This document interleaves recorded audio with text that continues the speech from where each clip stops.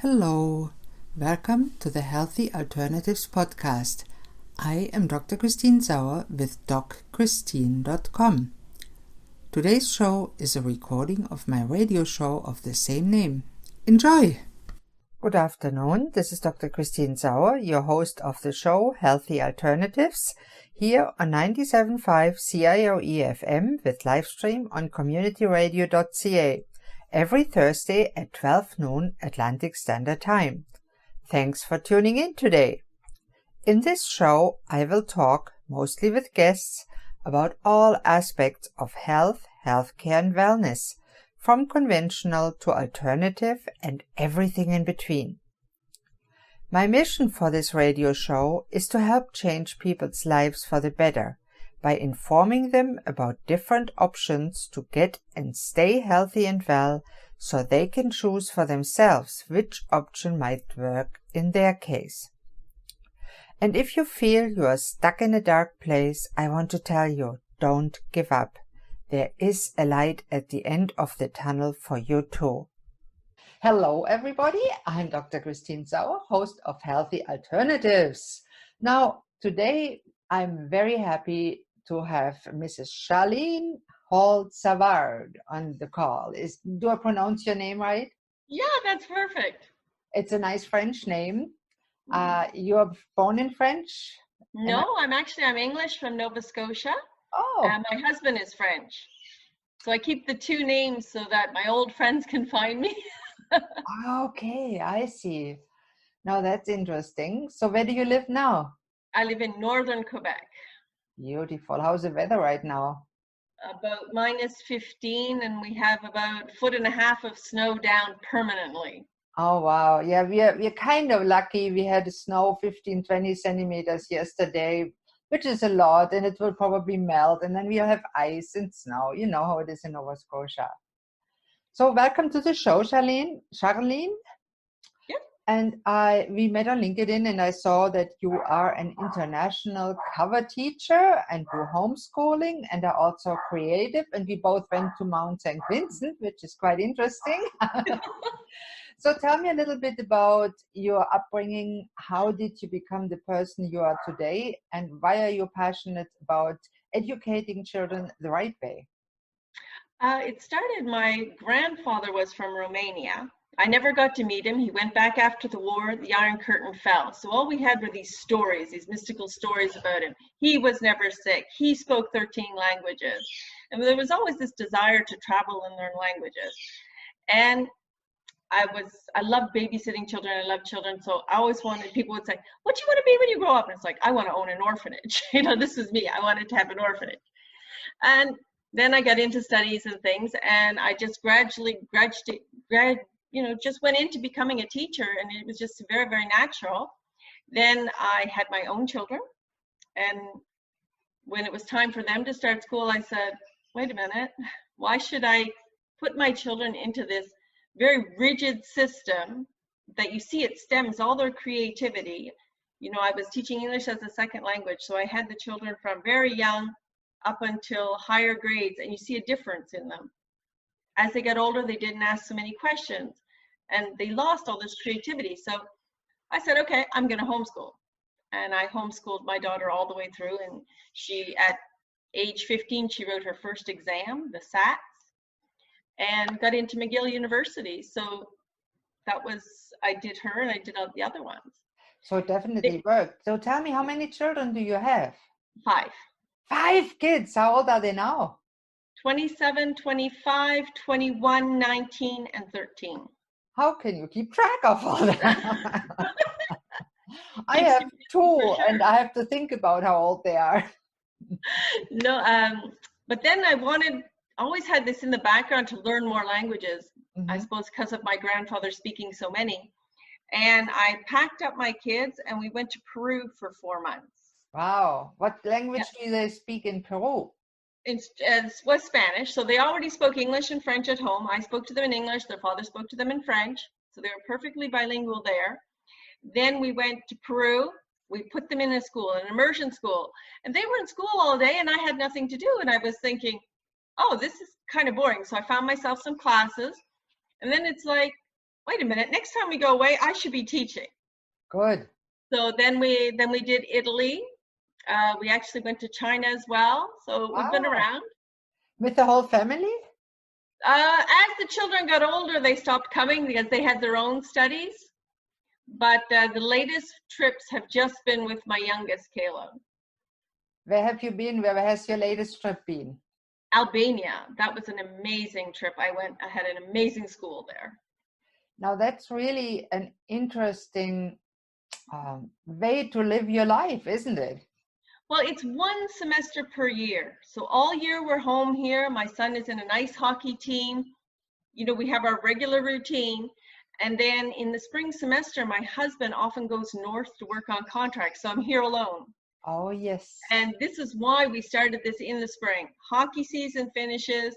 My husband goes north. So it's like, okay, let's go do something so we don't miss him so much. And when he does come to visit us, he'll be with us. He'll be ours. Oh, that's really amazing. And you homeschool all your 5 children. Yes, up until they decide they want to go to public school or not. Tell me a little bit about how that works in practice.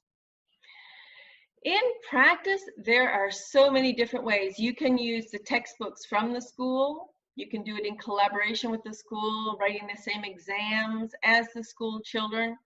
It depends on your region and how the school principal is open or not to homeschooling. Okay. Right now, you can do a portfolio of what your child has done, take it in and say, look, this is what my child has done. Check, check, he passes grade 4, whatever. Wow. So they don't have to write exams presently, at least here in Quebec, they don't have to this year. There's going to be another symposium or whatever, and they'll decide what'll be the new project for next year. It depends, every province is different. Now, talk a little bit about how it is for a mother to actually homeschool the kids. How is your everyday life looking? How is your day starting? What do you actually do? Well, they get up, they do their chores. You know, that we have animals, we have a farm. Oh, tell us about that. What do you have? Oh, it's a hobby farm. We have 3 horses, 2 chinchillas, 3 rabbits, 2 dogs, 2 cats. Some Amazing. fish. We used to have chickens ourselves, so I have a little idea about it, and we have a dog. Yeah, so that's it. So we have to get up. They look after that. They do their chores. One can practice the piano. Then they sit down, start their day.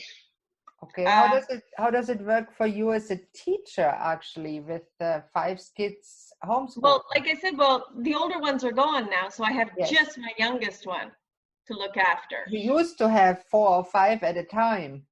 Well, they would each have their plan made out. They'd follow it, and I'd just go table to table. I mean, it was one teacher for 4 children. Like, that's like your mini classroom. That's ideal. Plans, but you can do history all together. Yes. You can do religion if you want all together. There's so many things you can do, even literature all together, and then you ask different things, like you find all the nouns in the sentence, you write me a story, you find the present participle, you know. So it depends on where they're at. You can use the same material. You can homeschool a lot of the activity together, social studies. Like I said, it just depends on your creativity. You can even do science experiments together. Little kids love science experiments just as much as the big ones. Now tell me a little bit about who makes a plan? Do you get it ready-made, or do you yourself put that together? Or do the children put it together with you? Options for parents who don't want to, you can buy books online for that grade level. You can even do it online and be registered and get your grade level certificate at the end of the year for completing the books. There's a lot of options. There's free online curriculums where day by day your curriculum is all lined out for you, and it's free. Wow, that's amazing. Yeah, you're following along a curriculum. There's other ones that are very eclectic. You can do homeschool lap books.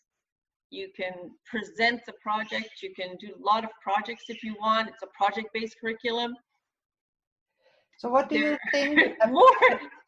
a parent that is interested in homeschooling their kids, what do they need to have for qualities to actually succeed? Because I can imagine if a parent, say, can't even read or write themselves, the kids are better off in public school.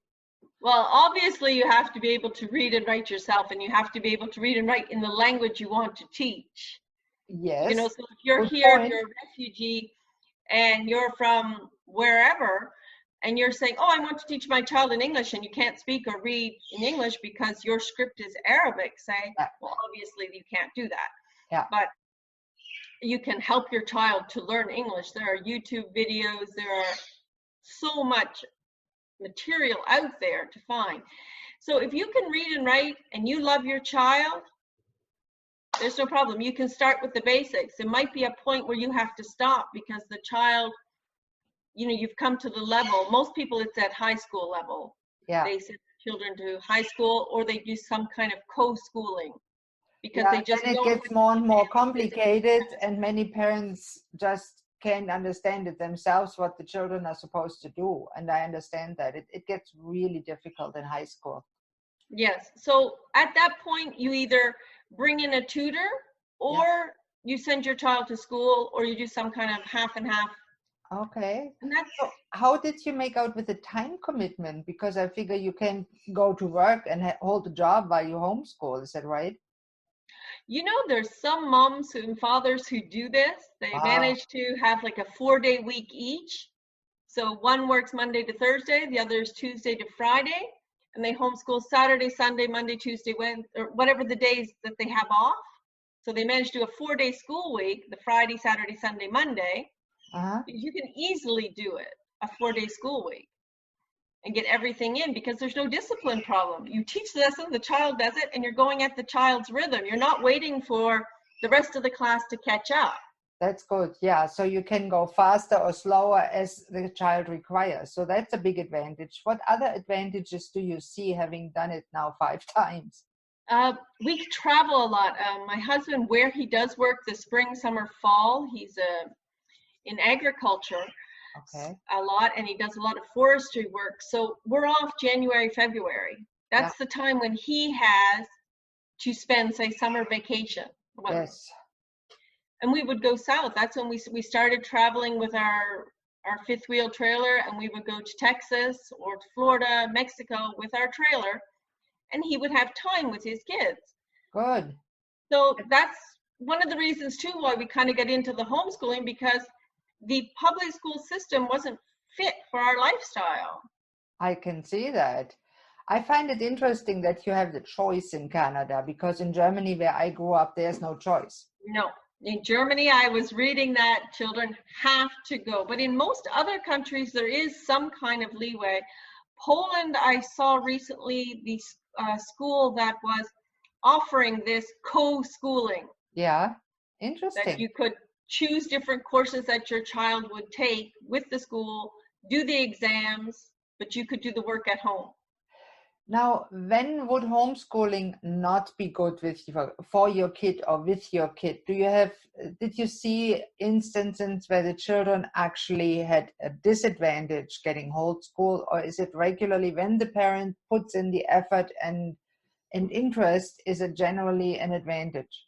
Generally an advantage for sure, because you want the best for your child. And, children go through that geeky stage where they're not very popular, they could be bullied, and you get to pass that over so that when your child does go to school, they already have the baggage to either have the comebacks to say, what do I care about what you think?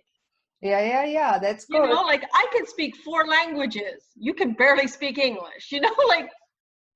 That's a good point. And so you don't have no problem socializing them, as they say often the children are unable to function. I think they might even be, I don't want to say over socialized, but you have more opportunities for socialization. Like my son and I, because he's homeschooled, he's able to be in a professional theater group. Okay. And we greet tourists on the dock when they come in on the cruise ships. Nice. And he speaks to them in 4 languages. Hello, how are you? Welcome to Shikutami. He's able to project himself, whereas most teenagers are like, hello, you have their head down. They can't talk to you. And he's totally comfortable doing this. No, that's really amazing. And on your travels, when you teach in other countries, what differences do you see in the school system and the children?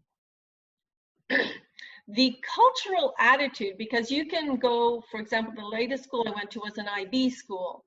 This A is what? an international baccalaureate Yeah, school. yeah, And yeah. they have a philosophy, a child-centered philosophy. There are many different child-centered philosophies, but this one is an inquiry method. And this one, it's basically, it all boils down to the Socratic method. You just keep asking questions and you develop along certain themes by asking questions, and the children are discovering more than you are teaching. So this philosophy is in a lot of different schools all over the world. It's a group. But what you see is the cultural differences. Recently, when we went to Albania, that was a big thing. My son learned these different kind of dodgeball games that he had never seen here, and that us in our Canadian bubble wrap would never allow our children to play because they smash the ball against your head. Oh, There's wow. no equipment, and it's just like, what are you doing? But this is, so you see a little bit of the culture in the games, and you have to learn to deal with that, and it's a good practice for him, because in life you have to be fluid, Yes. especially our society now. You can't say, like in Germany, you say you're German, but you have a lot of different cultures in there now. So what was root German is not the reality of the German society today. Like in Canadian, I'd say, oh, I'm a Canadian, but the lady next to me might be from India, and she's saying, I'm Canadian too. Right. So, I'm from Germany. I'm Canadian too. yes, you're a Canadian too. I have a good friend. She's from Ethiopia. She's There you Canadian. go. Exactly. It's a melting pot. I like that. And I think the whole world is getting more and more like that. Even Germany, which usually was very homogeneous society, it changed in the last few years. Oh, I noticed the change even when I went to Nova Scotia. Last summer I went down and I couldn't believe the number of hijabs. Yeah. Where did they come from? That was not the Nova Scotia I grew up in. Yeah, and I know we have the Interfaith Week, and every year we have a celebration. And I was there last year demonstrating Taoist Tai Chi, which is my practice. And there were those dancing Sikhs. Oh my God, they were good. Their little turbans, yes. And their swords, and they were jumping and laughing, and everybody was clapping and up and down their seats. I like that. There's different cultures coming around and infusing us in a positive way. Exactly. And there's so many wonderful things that you get from another culture. There's some things that are kind of funny too. I mean, we see us with our refrigerated eggs in our little cartons, and you go to Argentina and you buy them in a plastic bag off the shelf. Interesting. Yeah. I mean, when we had chickens, we didn't refrigerate the eggs because you really don't need to. Yes, but I've never they are seen washed that. And cleaned and deodorized, then you need to, because you remove the membrane, but you don't need to. No, but I'd never seen that before. You're culturally drilled. This is how it is. Eggs must go in the fridge or you're gonna die. Yeah, it's true. Yeah. And if it's a day past the best before date, it has to go in the garbage. That's ridiculous. Oh, for sure. But that's our society. That's the way we are. And it's when you get out of your little shell and you cross the threshold, you go into another country and you actually live there. All right. And that's another thing. When we're there, like I said to my son when we went to China, I said, a lot of people are going to say, oh, I went to China. I said, yeah, they went to China, but you lived in China. Wow. He actually went to a public Chinese school there. So that took a lot of... How was it that they speak Chinese? It is very difficult. Chinese. How 100%. Did that go? That was hard for him. But he just sat there. He actually did take some of his homeschool work. So when they worked on Chinese, whatever history or whatever, he would do his own work. Yeah. But he did participate in their English classes. Oh, that must have been fun. Yeah, it was a good experience for him. And they did a play. I have not a play, sorry. In grade 6, they have this traditional song that they sing with actions, and everyone Oh, in yeah. grade 6 across the country does this. Oh, It's a wow. song, it's called We Should Be Thankful. Oh, nice. And he was in it. He was right front and center, and he's singing and doing the actions and whatever. But, I have that tape, and that's like one of my most precious memories because it shows him actually participating with his Chinese class. Wow. So did he pick up some Chinese? Very little, very little. It's so tonal. Now, if he would have had a teacher, if we would go back, then Yeah. I'd make sure he'd have a teacher. It was a very short project. There was only 2 months. They just needed somebody for 2 months, and usually it takes a whole month before you're grounded in your new environment, Yeah. and you're ready to do things after about 2 weeks. But you say, oh, then there's only 6 weeks left, and we want to travel. So every weekend we manage to get on the train, and off we go. That must have been a very interesting experience. Yes, my highlight, I'm so proud of myself. I actually took the subway in Shanghai all by myself. Oh, wow. That was that was How did you something else. find your way? Well, you know what? Okay, I'm going to tell you the secret. It flashes in Chinese, but then it flashes in English. Ah, So that helps. yeah, it helps. It really does. Well, it's just as easy as the subway in Montreal, really. Oh, okay. Bigger, but Yeah. I remember when I was 15, I was in school in Germany, and I had a pen friend. Well, there were no computers at that time. And she invited me to come to France and be in her school for 3 weeks and vice versa. So it was cool. And I went by train by myself at 15 across. back then that was a That was big a big exploit. deal. No computers. And then my train had a delay because summertime was in France, but not in Germany. And somehow the train just stopped for an hour at the border. That was weird. I was late. I missed the connecting train. So I had to call from a French phone in French. It worked somehow. I got a train, they picked me up, and I was there. It was interesting. I learned a lot. It was fun. And she came over, and her parents were with her. So it wasn't as much fun as the other way around. But Yeah, but it's back then the adventure was so much bigger. Your parents didn't have the cell phone to track you. Oh, look, she no. is here, she's here. That it was a bigger But adventure. imagine nowadays a 15-year-old traveling for 12 hours in a foreign country by train by themselves.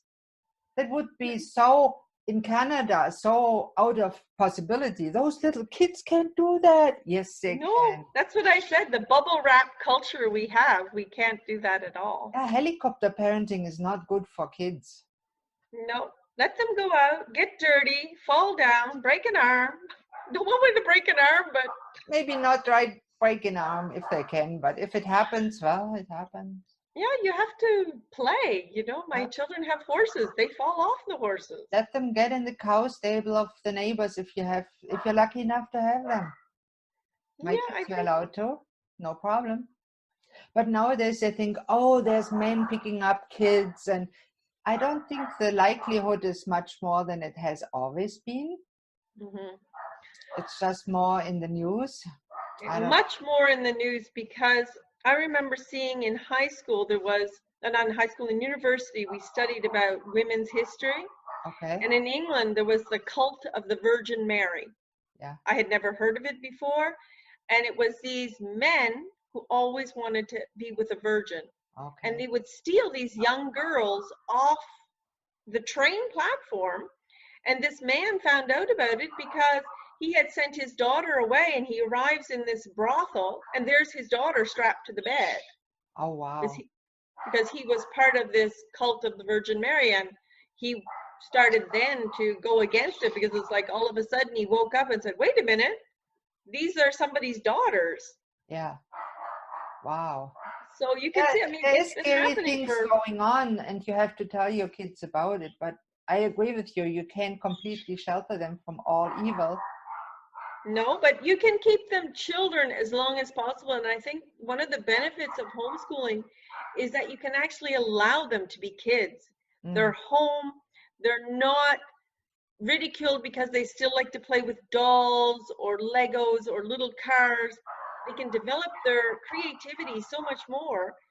And when they get into the job market, there are so many jobs that require creativity. You Yes. know, you have to be able to present something differently in order for it to stand out. So that's a very good point. And I think it's also important not to be tied to directives all the time, but being able to develop learning themselves, because nowadays most jobs require constant learning. And you can't Constant. expect your employer to come with you. And today from 8 to 9, you'll learn this. Today from 9 to 10, you'll do this. You have to, he says, get this done, and you have to develop what you need to learn to do the job. Precisely, precisely. Recently, I looked at a job application that they wanted someone to come, and it says, you will use the curriculum to teach what the children what they need to do, because each month of the year there are 10 exams, and at the end of every month they must write an exam. And I just looked at it and said, I'm not going there. That is the most boring, stressful job I've ever seen. I have to plug these children, make them memorize so that they can regurgitate. That's not what I want to do. That's not teaching. That's not learning. And it's not fun. It's not fun for me, and it's not fun for them. And I mean, yes, it is important for kids to be able to calculate 3 by 5 without a calculator. And many kids in public school can't do that anymore. No. And I personally think if I had kids now, I would still teach them cursive handwriting, because I think that brain-hand connection is so important.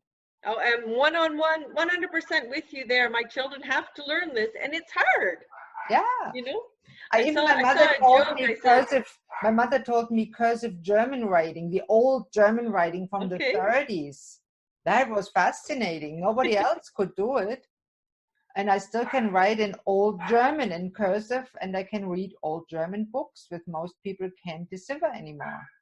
Oh, and that's an amazing skill. That's fun. And without my parents, I wouldn't be there. And they always fostered education, although I was at the public school, obviously.